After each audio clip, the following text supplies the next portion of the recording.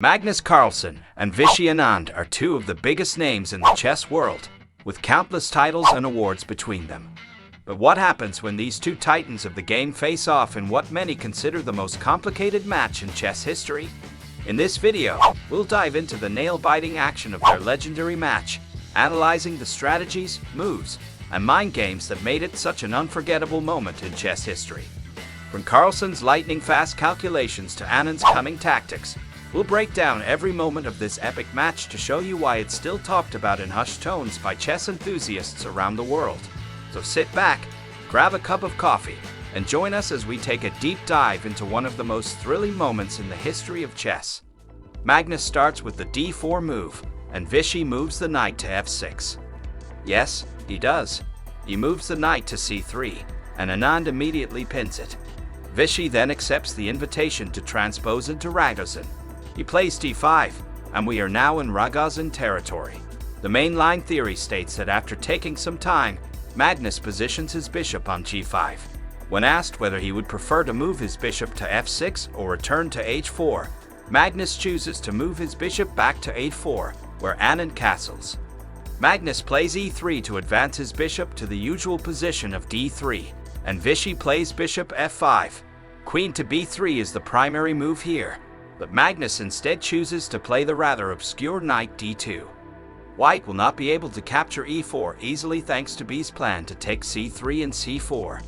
However, Magnus counters by placing his pawn on a4. Anand must now decide whether to maintain the a-file open or not. Magnus is playing too ambitiously, where he completes his development as a knight on d7. The most obvious move here would be king a7 to defend the pawn on a6, but Anand chooses the counter-attacking move instead. Queens a5 and c1 engaged in pawn defense.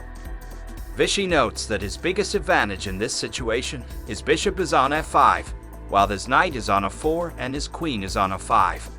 Magnus captures the rook, forcing Anand to choose whether to take the piece with his king or the rook.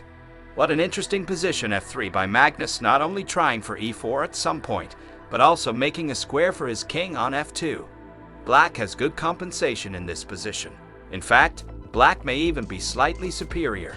Nonetheless, Anand plays rook e8, not the position's best move, allowing Magnus to securely tuck his king away to f2.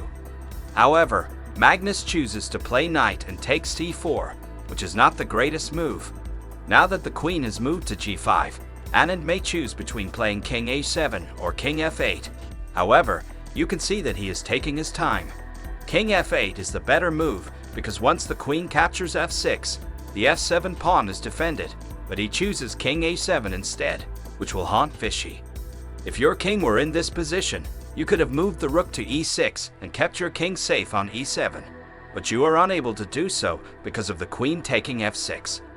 Vishy makes the intermediate move e3 while f7 is hanging.